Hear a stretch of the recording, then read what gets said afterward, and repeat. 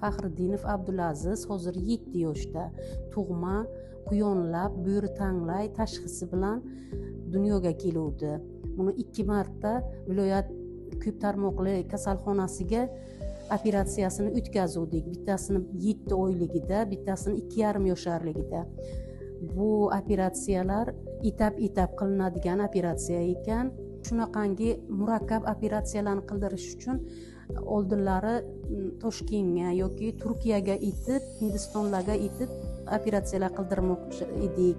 Lekin turk vrachlari o'zimizda Buxoroga kelib, viloyat ko'p tarmoqli kasalxonasiga shu farzandimizni sog'lomlarni qatoriga qo'shganlari uchun o'zim minnatdorchiligimni bildiraman. Mana prezidentimizga ham katta rahmat. Shunchalik farzandlarimizni, bizning farzandlarni uylab, shunchalik e'tiborli bo'lib, shu farzandlarimizni sog'lom farzandlar qatoriga qo'shishiga hissalarini qo'shganlari uchun o'z minnatdorchiligimni bildiraman.